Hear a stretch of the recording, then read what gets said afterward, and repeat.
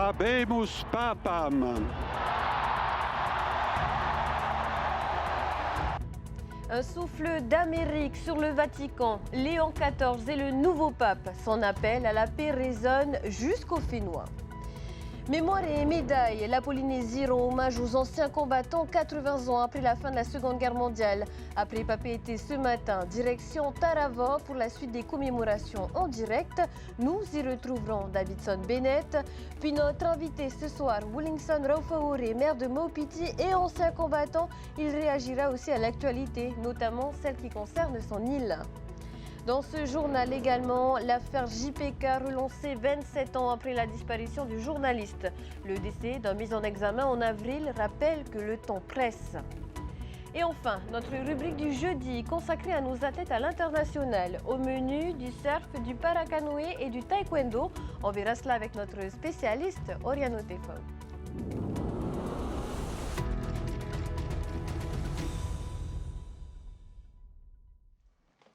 Bonsoir à tous. Le nouveau pape a choisi son nom, Léon XIV. Il s'agit de Robert Francis Prévost, un cardinal américain de 69 ans.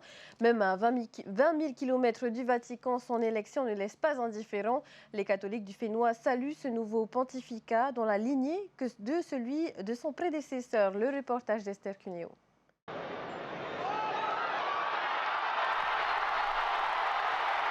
Explosion de joie sur la place Saint-Pierre. La fumée blanche annonce l'élection d'un nouveau pape. Son apparition au balcon de la basilique est accueillie par un tonnerre d'applaudissements. A tutte le persone, ovunque siano, a tutti I popoli, a tutta la terra, la pace sia con voi. Que la paix soit avec vous. Ces premiers mots de Léon XIV résonnent jusqu'aux Fénois, où la communauté catholique représente environ 40% de la population. Il a souhaité la paix, non pas simplement aux catholiques, mais au monde entier, à la terre entière. Donc il se situe là en pleine situation où le monde est actuellement quand même profondément fragilisé par les guerres, les conflits, les divisions. Il veut se situer également en pape qui conduit l'Église à la rencontre, notamment de ceux qui souffrent, de ceux qui sont mis de côté. Là, je pense qu'il va avoir des problèmes avec Donald Trump par rapport aux migrants, parce que lui, son camp, il a choisi son camp. Hein, il est du côté de l'accueil, du côté de l'ouverture. Bon, je ne sais pas, ça va peut-être pas plaire à tout le monde, mais c'est la voie de l'Évangile. Mais le pape a également longuement salué son prédécesseur, preuve qu'il ne marquerait pas de rupture avec l'ancienne papauté. Il va insister beaucoup sur l'unité, l'unité de l'Église, l'unité dans la diversité. Il va travailler beaucoup pour le service des pauvres, l'option fondamentale des pauvres. Troisièmement, je pense qu'il a une ouverture aussi vers les grandes religions, comme le pape François l'a toujours fait. Il a eu des relations très fraternelles avec l'islam, le judaïsme, l'orthodoxe. On voit quand même que c'est un pape qui va continuer sur le chemin tracé déjà par son prédécesseur. Natif de Chicago et proche collaborateur du pape François, le nouveau souverain pontife est plutôt jeune, à 69 ans. Discret et réservé, il a notamment la réputation d'être un modéré, capable de concilier des points de vue divergents. Et ce qui m'a frappé personnellement dans le parcours de notre pape, c'est qu'il est missionnaire. Quand on regarde sa biographie, il a été prêtre, il est religieux de Saint-Augustin, il a été prêtre longtemps au Pérou, il a été évêque au Pérou et en même temps il a été longtemps en charge comme prêtre à Rome dans le cadre de son ordre avec des responsabilités importantes et aussi comme évêque et comme cardinal en très peu de temps. Donc il était inconnu des gens communs, mais je pense que c'est une figure qui a été dans l'Esprit Saint choisie parce que très rapidement il est devenu cardinal évêque, c'est dire toute la confiance que le pape François lui accordait. En cette année de jubilé, célébrée tous les 25 ans, une délégation de 18 prêtres polynésiens se prépare à un pèlerinage à Rome en fin d'année. Ils espèrent ainsi aller à la rencontre du Saint-Père. Le 8 mai, une date à retenir et à commémorer. Aujourd'hui, on célèbre la fin de la Seconde Guerre mondiale en 1945. Plusieurs hommages ont été rendus aux anciens combattants et aux populations civiles, notamment ce matin devant le monument aux morts de l'avenue Pouvan à Oopa, à Papeete. 11 médailles militaires ont aussi été décernées. Cette cérémonie annuelle rassemble des fidèles, les vétérans polynésiens de plusieurs conflits. Parmi eux, Jean Gressé. Il a servi la nation lors de la guerre d'Algérie. On l'écoute au micro de Veitarina.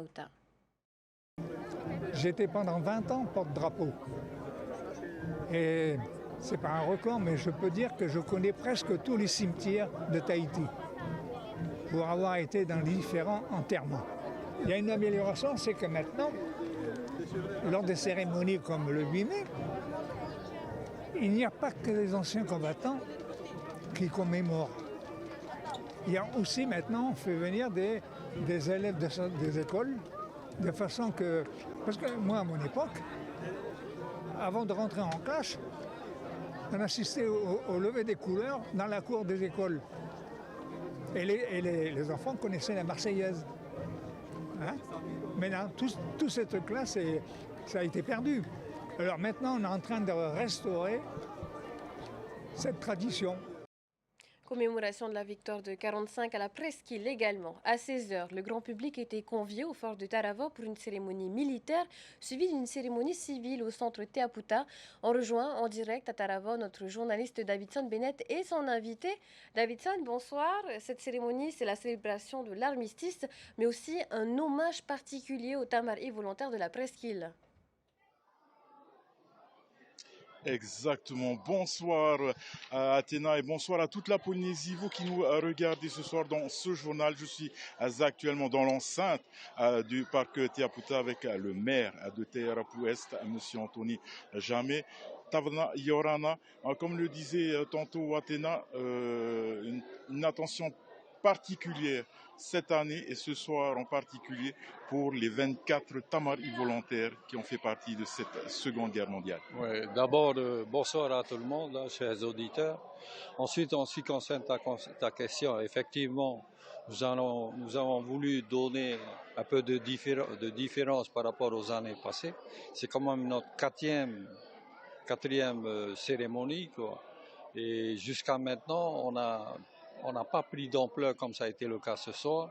C'était suite aux attentes d'abord du comité organisateur par rapport aux réflexions, aux demandes de la population. Et en même temps aussi, c'est suite aux demandes des familles qui normalement représentent donc tous ces Tamari volontaires qui sont partis. Il faut se rappeler que pour notre secteur à nous, c'est 24 Tamari volontaires, donc 4 morts au combat. Quelques blessés au retour pour les 20 autres et des Tamari volontaires qui sont revenus sains et saufs au Fénois. Oui, c'est-à-dire que dans le lot, effectivement, il y en a certains qui sont restés en métropole, mais la plupart sont rentrés. Et ce qu'on fait aujourd'hui, d'abord il faut se rappeler, ça fait 80 ans que la fin de la Deuxième Guerre mondiale, mais en même temps aussi, c'est un devoir de mémoire qu'il nous faut faire. Cette année, nous sommes bien accompagnés. Je tenais à remercier les médias et en particulier vous. Mais en même temps aussi, il y a une classe du lycée de Taravao qui participe au travers d'une formation pour nous aider donc à réussir comme il faut ce devoir de mémoire et surtout cet effort de communication qu'il faut, parce qu'il faut se rappeler, si on le fait, c'est pas pour rien. C'est pour rappeler d'abord à nous d'abord les premiers concernés, c'est pour rappeler à nos jeunes aussi que ça peut arriver à n'importe quel moment et il faut se préparer en conséquence. Donc c'est ça le devoir de mémoire, rappeler donc à tout le monde que ça peut encore arriver, mais il faut souhaiter que ça ne se fasse pas. Tavana, merci beaucoup pour tous ces mots. Voilà à ce que l'on peut dire donc de cette cérémonie qui a été assez particulière et assez émouvante ce soir, en voyant d'ailleurs les 90 militaires qui ont défilé en cette fin de journée pour cette cérémonie. Je voudrais quand même, avant de terminer, inviter pour les 2 prochaines cérémonies qu'on aura, la cérémonie du 14 juillet qu'on fait en général le 13, pour permettre à ceux qui participent à la ville de venir chez nous, et le 11 novembre. Ce sont quand même 2 dates aussi très importantes dans la vie de tous les jours, dans le cadre de la défense de nos droits et du devoir de citoyen. Marurumetei, Tavana. Voilà ce que l'on peut dire ce soir pour cette commémoration de la Seconde Guerre mondiale, de l'armistice concernant donc la Seconde Guerre mondiale. C'était Davidson Bennett depuis Travaux pour Tahitini Télévision.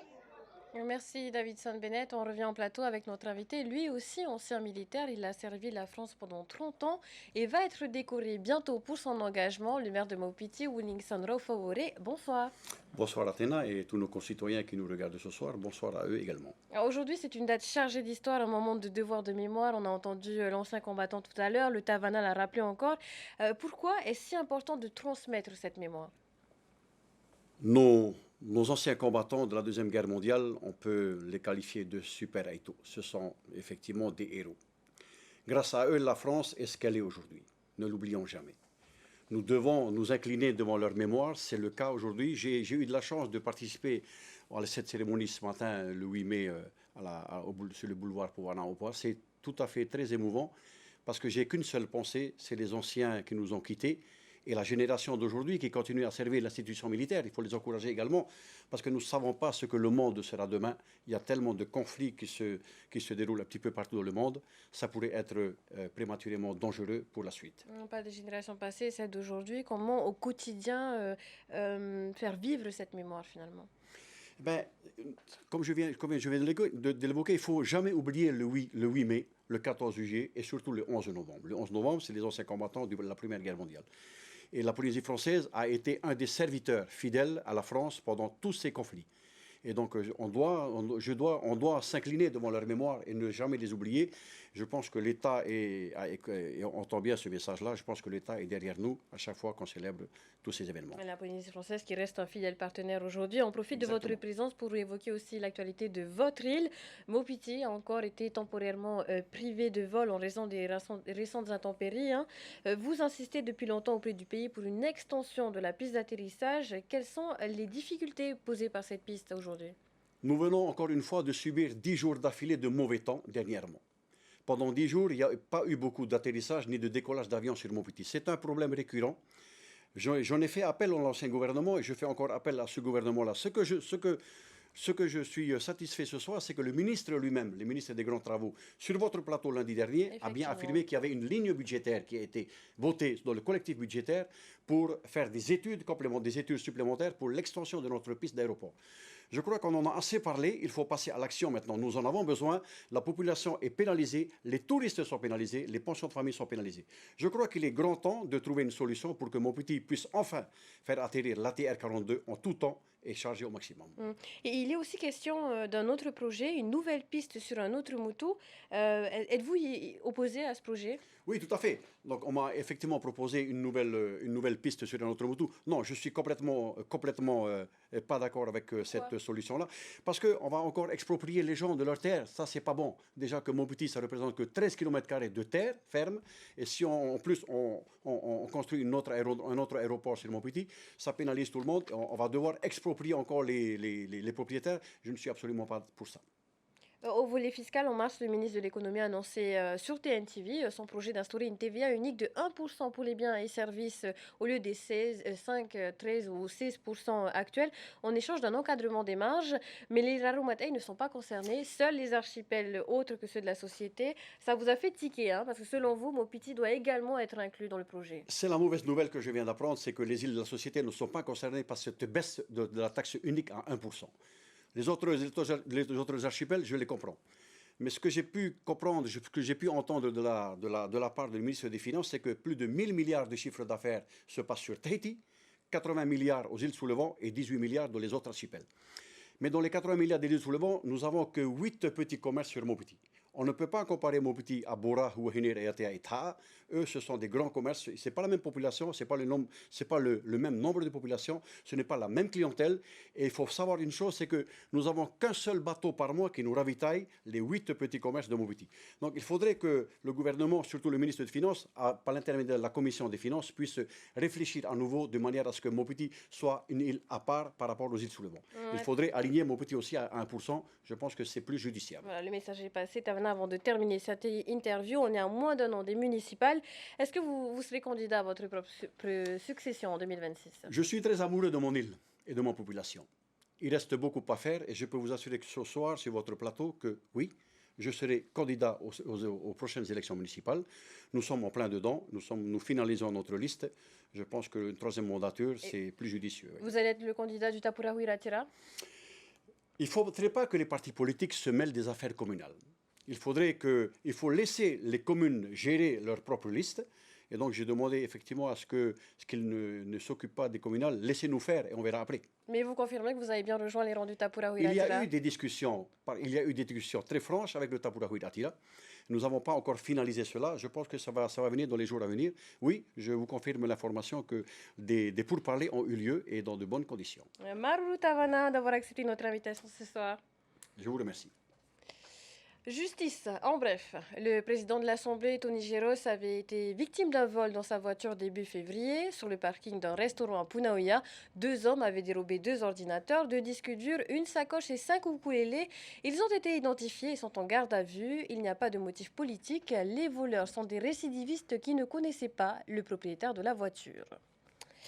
27 ans après les faits, où en est l'instruction du dossier JPK? Le journaliste Jean-Pascal Couraud a disparu en décembre 1997 et ses proches attendent toujours des réponses judiciaires.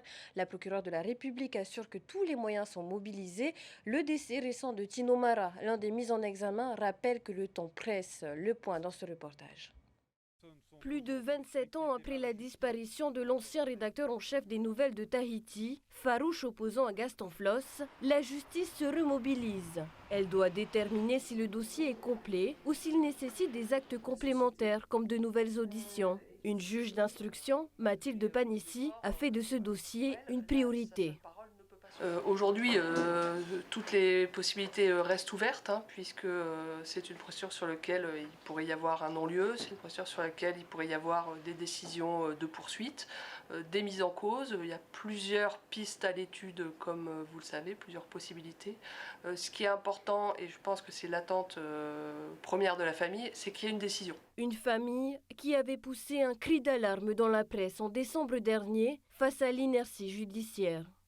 Bon, effectivement, des moyens supplémentaires ont été donnés à la juge d'instruction pour lui permettre effectivement de se consacrer beaucoup plus que ce qu'elle aurait pu le faire sans assistance juridique à la prise de connaissance du dossier, à la compréhension de tous les événements qui sont arrivés et à la reprise des auditions effectivement qui devraient avoir lieu d'ici la fin d'année. Et on peut espérer une clôture de l'instruction début de l'an prochain. Voilà, donc voilà, on en est pour le moment. Donc effectivement, c'est une satisfaction.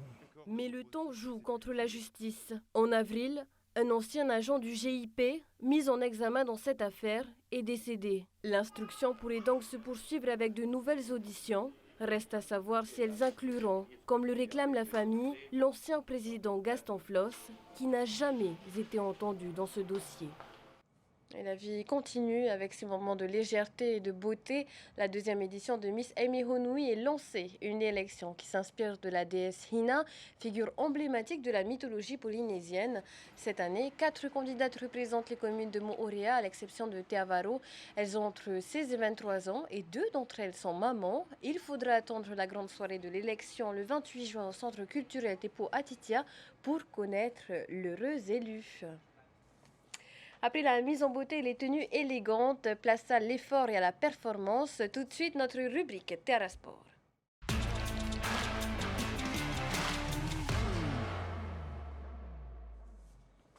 Comment se portent nos athlètes à l'étranger cette semaine? On voit cela avec Oriano Tefao. Bonsoir Oriano. Bonsoir Athéna.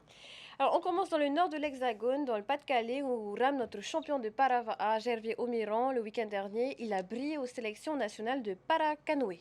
Oui, accompagné de son coach Hector Eno, Gervais s'est envolé il y a 2 semaines pour Vers-sur-Marne, il y a 2 semaines pour participer aux épreuves de sélection nationale. Le Tahitien était engagé dans la catégorie VL3. Il a affronté Abel Aber, un grand nom du paracanoë français, appelé aussi le parava. Lors des épreuves finales, après une première course très serrée, Gervais a pris le dessus lors de la seconde et s'est imposé plus largement. Une victoire qui lui permet d'intégrer l'équipe de France. Belle performance pour notre Eto qui nous raconte ses courses. Écoutons-le. Concernant les temps qu'on a fait sur la première course, j'étais carrément content aussi des temps. Parce que c'est les premiers chronos officiels que je fais. Là, j'ai fait 50 secondes et quelques centièmes. Là. Quand même, je suis quand même content parce qu'après, voilà, les meilleurs temps qui ont été réalisés, ils font dans les 47 secondes. Ça montre que voilà, il faut qu'on travaille encore pour essayer d'aller chercher les meilleurs temps qui ont été réalisés pendant les championnats du monde. Car grâce à sa performance réalisée ce week-end, Gervais participera à la Coupe du Monde prévue du 22 au 25 mai à Poznan, en Pologne, comme il est confiant, comme il nous l'explique dans cette interview. Regardez. Pour la Coupe du Monde là, en Pologne, pour le moment ça va, je me sens bien. On essaie de continuer les entraînements et de voir à peu près qu'est-ce qu'on pourrait rajouter pour essayer d'améliorer. C'est ce qu'on fait là tous les jours là au club. Mais sinon ça va, moi je me sens bien et voilà, on verra ce qui va se passer pendant la Coupe du Monde. Après là ici, c'est juste un peu le froid qui gêne un peu. Parce que quand tu vas sur l'eau et que l'eau elle est bien glacée avec le vent et des fois que tu sens plus tes doigts, c'est pas aussi évident à ramer. Mais sinon, je fais avec, ça va. Je me dis que je me sens bien, c'est bon. Direction l'Australie où se dispute la Bonsoy Gold Coast Pro, la 6e étape du circuit mondial de surf. On en parle parce que Vahine Fierro y est et elle nous rend fiers elle aussi. Et oui, elle s'est qualifiée ce mercredi pour les quarts de finale après avoir éliminé l'américaine Caroline Marks, championne du monde en 2023, médaillée d'or au JO à Teopo. Pour l'instant, la compétition est off. En attendant les bonnes conditions, Vahine affrontera en quart de finale la brésilienne Luana Silva, la tombeuse de la numéro 1 mondiale Gabriela Bryan, classée 14e de la WSL. La surfeuse de Huahine vise le top 10 pour passer le cut de la mi-saison prévue après l'étape de Margaret River. On lui souhaite bonne chance pour la suite. Oui, on lui souhaite et on termine notre tour d'horizon aux Émirats Arabes Unis où se tiendront ce week-end les championnats du monde cadet de taekwondo. Et oui, et la sélection tahitienne est déjà dans la ville de Fujairah où sont rassemblées plus de 60 nations. L'équipe de Tahiti est composée de 9 combattants issus de différents clubs du Fénois, comme vous pouvez voir sur les images derrière moi. Ils peaufinent les derniers préparatifs avec les athlètes étrangers. À eux aussi, on leur souhaite le meilleur pour leur compétition car ils monteront sur le tatami dès cette nuit. Le meilleur et des victoires. Merci Oriane Tefa. On leur donne rendez-vous la semaine prochaine, même heure, même chaîne. Merci Oriane. Après l'info, la détente dans quelques instants, votre rendez-vous 100% local Moana, suivi de 2 épisodes de Fantasy Island. Du beach soccer également avec le replay des quarts de finale à partir de demain. Retrouvez Laurence Françoise à cette même place. Quant à nous, on se dit à bientôt. D'ici là, prenez soin de vous et restez informés sur TNTV. Retrouvez ce journal en replay sur notre site internet et notre application mobile TNTV.